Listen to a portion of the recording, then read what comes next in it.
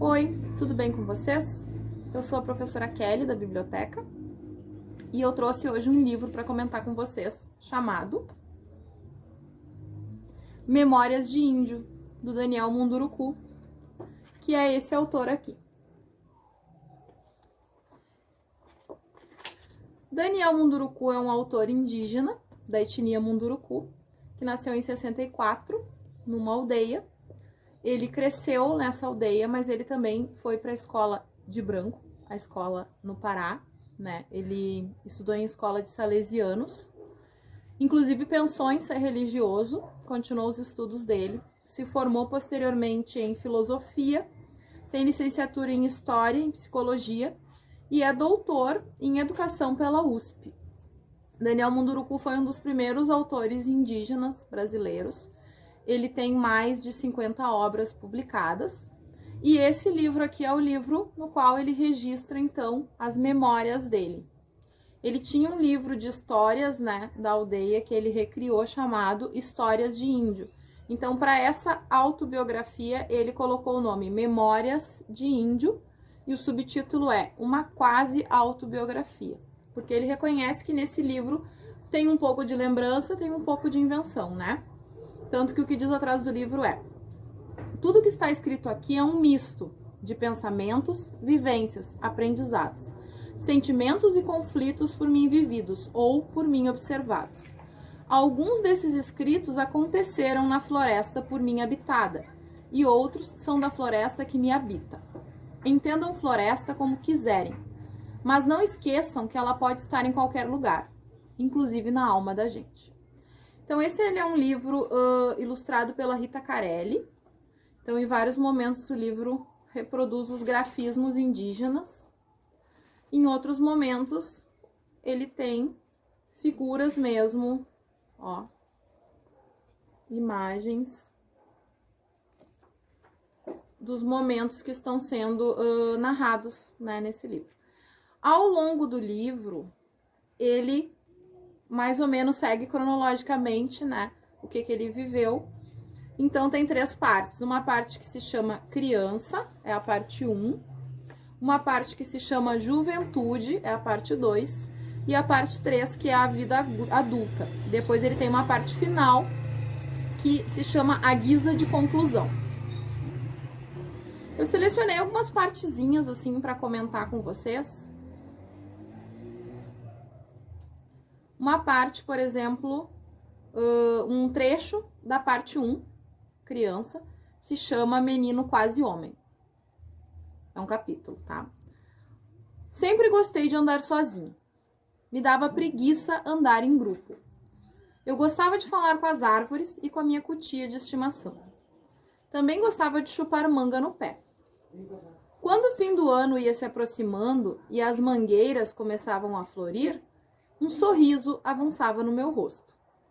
Tão logo elas amadureciam, eu corria para o quintal de casa e ia me empanturrar com elas.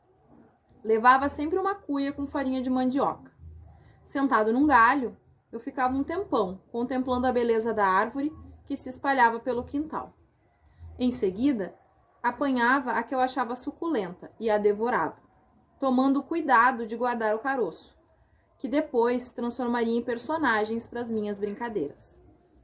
Então, nessa parte, ele narra muito assim como é que era essa infância, uma infância na floresta, aprendendo com os avós, convivendo com as crianças, né? Fazendo seus próprios brinquedos com caroço de manga, por exemplo, né? Com outras madeiras e materiais da floresta. Fala também, aí faz a comparação com a cultura dos brancos, né, com a cultura da cidade, que nem sempre também eles eram brancos de etnia, mas eles eram da cultura, né, da cultura mais europeizada. Inclusive tem momentos em que ele narra como é que foi a recepção dele quando chegou na escola, perto dos 9 anos, em que logo ele foi taxado de índio, né, por crianças que se pareciam fisicamente com ele, mas que tinham sido criadas em outro lugar, né, com outros hábitos, e que ele sofreu bastante com isso. E também do como é que era tratado, né, o idoso, como é que é ser idoso, né, nessa cultura da cidade, e ele compara bastante com como é que o idoso é tratado na cultura indígena, né, que ele conheceu. Então tem um capítulo que se chama Nunca Gostei de Ser Índio. Nasci com cara de índio, dizem, mas só soube disso depois.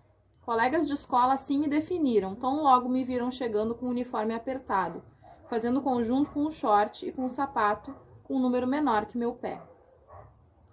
Foi uma experiência muito estranha para mim e me deixou meio traumatizado. É que eu cresci em uma pequena comunidade no interior do Pará. Era uma aldeia, mas lá ninguém se apelidava de índio. Todos tínhamos nome, sobrenome, parentesco, amigos e animais de estimação. O que não tinha era energia elétrica e por isso a vida começava cedo, para aproveitar bem a luminosidade do sol. Aprendi com isso a respeitar a natureza desde que era menino. Aprendi a olhar para o tempo e reconhecer suas mensagens. Chuva, sol quente, tempestade, frio, lua cheia ou minguante. Aprendi a respeitar os passos dos outros seres e a não fazer xixi no igarapé. Aprendi a caçar calangos usando armadilhas ou tacape e a flechar pequenos animais a uma distância segura. Também aprendi a tomar banho de chuva, nadar com desenvoltura, esculpir meus brinquedos nas taquaras e nos caroços de manga e andar na mata sempre atento aos sinais do perigo. Então ele chegou nessa escola, né, que tinha sido uma pressão da família dele, que ele fosse cursar. Mas ele não entendia por que ele tinha que ir pra lá, né? Então a mãe dele obrigou a colocar o uniforme e disse: é pra você aprender coisas novas. O pai dele disse: é pra você crescer inteligente. O tio disse: é pra você saber mais do que nós. E o irmão mais velho falou: é pra você ficar civilizado. O vô ficou só olhando e dando uma risadinha. Então ele chegou na escola bem motivado, com os pés apertados no sapato, que ele não estava acostumado. E de cara se deparou com um grupo de colegas, todos meio parecidos com ele. Fiquei feliz. No entanto, quando fui me aproximando do local, um deles apontou o dedo para mim e gritou: olha o índio que chegou na nossa escola, olha o índio. Fiquei olhando para todas as partes, procurando o tal índio. Achei que era um passarinho que eu não conhecia. Quando eles viram que eu não sabia do que falavam, começaram a rir. Só depois é que me dei conta de que eles falavam de mim. Pode parecer estranho, mas aquela palavra índio eu não conhecia. Não sabia que existia alguém que se chamava índio. Meus pais nunca me chamaram assim. Meus irmãos também não. Meus outros parentes, idem. Era uma palavra que eu nunca vi em meu pequeno vocabulário português. Entendi então que meus colegas me deram um apelido. No começo eu até achei que era legal ter um, mas depois fui compreendendo que por causa dele quase sempre eu era isolado nas brincadeiras, no pátio, na hora do lanche ou nas atividades escolares. Engraçado é que eles se pareciam comigo. Tinham cara igual a minha, cabelos lisos como os meus, maçãs do rosto salientes e até pé chato alguns tinham. Por que eles zombavam de mim? Sabe quem me esclareceu? Minha mãe. Quando cheguei em casa e contei o que havia acontecido, ela me colocou entre suas pernas, afagou meus cabelos e disse sem rodeios: eles se acham civilizados, meu filho. Acham que por estarem mais tempo na cidade, já aprenderam tudo e podem fazer mal para as outras pessoas. Não ligue para as bobagens que eles dirigem a você. Mas também não se permita ficar como eles. Seja sempre um bom menino e não deixe que um apelido destrua a bondade de seu coração. Mamãe falou isso e me deixou brincar. Não pensei duas vezes e corri para encontrar meus amigos verdadeiros, que moravam na mesma aldeia que eu. Eu tinha perto de 9 anos. Eu nunca gostei de ser índio. Então, para ele, ser índio é essa definição de fora, né? Que ele só recebe ao sair da aldeia. Ao mesmo tempo, tem coisas que ele também não se encaixava tão bem na comunidade, porque ele gostava de estar sempre sozinho. Uma coisa que só quando ele cresceu um pouco que ele foi entender que não era muito boa. Depois que me tornei um menino quase homem, descobri que não é bom viver só. A natureza não vive só. Ela tem muitas companhias e convive bem com elas. Tudo é duplo, triplo. quádruplo, múltiplo, sem deixar de ser uma unidade. Comum unidade. Comunidade. Então, a partir daí que ele começa, né, esse resgate de coisas da comunidade, que ele começa a entender. Sobre os idosos, ele fala no capítulo Um avô para chamar de meu. Avós são seres estranhos. Alguns são muito bonzinhos e outros têm cara de malvados. Tem os que gostam de ser velhos e outros que não querem nem ouvir essa palavra. Na cidade, conheci muitos velhos que não querem ser velhos. Acham que é um defeito ter vivido muito tempo. Há homens e mulheres com idade avançada, mas insistem em continuar jovens. Eu sempre achei isso um tanto esquisito, porque venho de uma tradição em que ser velho é o sonho dos jovens. Nesse lugar, o velho gosta de ser velho e faz questão de ser tratado dessa maneira. Então, ele vai explicando qual é a função na sociedade deles para o pai, para a mãe, tios, tias, irmãos, primos, para a avó e para o avô. E diz que os avós servem para educar nosso espírito. São pessoas que já passaram pela vida e carregam no corpo as marcas do tempo passado. Trazem consigo a experiência de ter vivido e compreendido os sentidos de existir.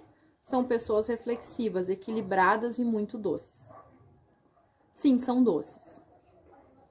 Oferecem guloseimas escondidos dos pais, relevam as broncas que os pais nos dão. Lá na aldeia, são eles os responsáveis por contar as histórias ancestrais e manter em nós o espírito da tradição. Eles formam o nosso espírito para entender o mistério da vida. Lá de onde eu vim, os velhos não abrem mão de seu papel de formadores do espírito dos mais jovens. Não querem ser jovens para sempre, querem ser velhos para sempre. Então é muito bonito assim o jeito que ele fala sobre isso. Tem uma lição que a avó dele dá para ele aqui. Uma tarde, encontrei minha avó na beira do igarapé.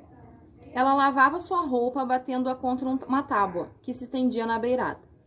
Aí eu quis entender o porquê daquele ritual. Ela simplesmente balançou a cabeça e disse sem pestanejar que eu estava querendo explicação demais para as coisas que não eram para ser explicadas. Fiquei encucado com aquelas palavras e disse isso a ela. Minha avó parou o que estava fazendo e mandou que eu sentasse. Tem coisas que não são para serem entendidas, meu neto. A guerra, por exemplo, é algo incompreensível para nós mulheres, mas algo normal para os homens. Os rapazes precisam brigar entre si para provar que são machos, fortes, robustos, valentes, corajosos, honrados. A guerra não serve para dominar os outros, mas para provar a si mesmos quem é o melhor. Numa guerra, todo mundo sai perdendo. Então, são essas coisas que eles vão aprendendo, né, no convívio com os avós.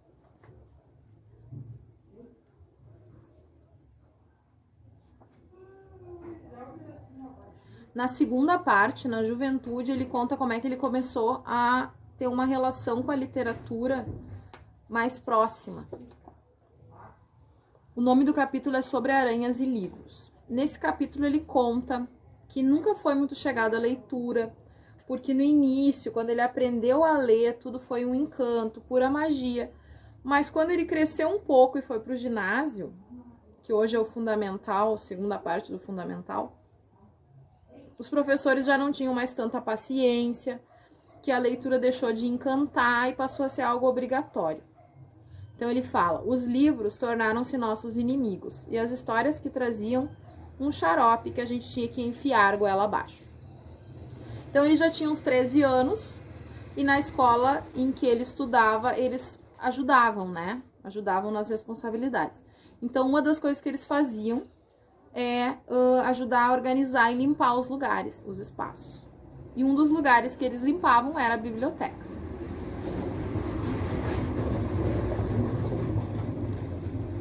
A escola em que estudava era bem diversificada em livros. E uma de nossas contribuições à instituição era ajudar na limpeza e na organização dos espaços. Um dia foi escalado para limpar a biblioteca. Esse era um lugar para mim indiferente, porque quase nunca íamos lá. Parecia-me hermético demais para ser visitado. Adentrei o estabelecimento. Estava bastante organizado, mas um pouco sujo. Passei a varrer o chão do lugar. De repente, notei que tinha uma aranha que fazia sua teia numa estante de livro. Meu trabalho era justamente limpar e não deixar que aquela coisa tomasse conta do lugar. Assim, fui lá e passei o espanador na teia de aranha, que tratou de se esconder para não ser varrida junto. Meu trabalho estava feito. Quando voltei no dia seguinte, vi que a aranha tinha feito novamente a teia na mesma prateleira, sem se importar com o meu trabalho. Não pensei duas vezes e fui logo limpando o local, para não permitir o acúmulo de sujeira. Teia retirada, trabalho realizado. Tudo conforme a ordem estabelecida. O pior, no entanto, foi voltar no terceiro dia, que seria meu último naquela função, e ver que a maldita aranha tinha novamente montado sua teia naquele mesmo lugar. Fiquei tão furioso que quis saber por quais motivos a bendita insistia com aquela armação toda. Sem desespero, fui até a estante e olhei sobre quais livros a teia estava montada. O primeiro livro que tirei me chamou a atenção, porque trazia um menino louro usando uma roupa colorida na capa. Comecei a folhear o objeto. Não era um livro comum. As letras eram um pouco maiores que os de leitura obrigatória, e logo na primeira página tinha a imagem de uma cobra que engolira um elefante. Achei aquilo muito esquisito e passei a ler, para ver do que se tratava. Contava a história de um menino que se perdera do seu mundo e tinha vindo parar no deserto. Era o livro O Pequeno Príncipe. Não consegui parar de ler o livro. Queria logo saber como acontecera aquele acidente e como o menino tinha resolvido o problema. Pedi para o colega que iria me substituir na função que me deixasse ficar ali mesmo por mais alguns dias. Ele topou, desde que eu fizesse alguns favores a ele. E eu concordei, sem pestanejar. Todos os dias eu voltava para a biblioteca e lia um pouco aquela obra. Fui decorando as falas e as repetia para os outros colegas, para não as esquecer. Além daquele livro, passei a buscar outros que me ensinassem algo tão fantástico assim.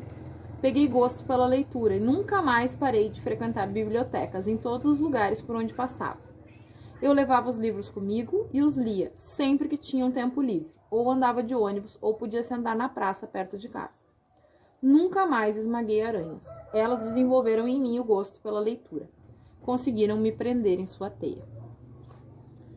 Então, da idade adulta, o tempo passa, ele segue estudando, né?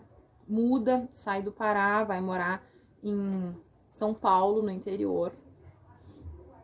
E por fim, ele começa a fazer contações com crianças, contando as histórias da cultura indígena, tanto da etnia dele, Munduruku, quanto de outras culturas que ele estudou para o mestrado, né, e depois para o doutorado. Então ele começa a lançar livros, né, sobre isso. Então ele tem um capítulo chamado Mexendo com Sonhos, a literatura indígena. A literatura é mesmo uma invenção incrível. Ela é uma espécie de evolução da própria escrita alfabética. Não sei explicar direito. O que sei é que ela vira um instrumento que orienta, igual a bússola num navio. Nem mesmo sei se ela é capaz de mudar o mundo. Sei com certeza que ela é capaz de mudar pensamentos errados, estereótipos, preconceitos. Ela aproxima mundos, constrói pontes, gera elos, amarra sonhos, faz despontar horizontes. Ela é mágica. Então, dito isso, recomendo que se leia esse autor, né, Daniel Munduruku, e confesso que fiquei muito mais curiosa para ler o resto da obra dele depois de ler esse livro, né? Eu tinha lido apenas livros infantis dele e infanto-juvenis, já feito contações sobre eles, mas fiquei mais curiosa, fui atrás de mais material e recomendo que todo mundo faça o mesmo. É isso então.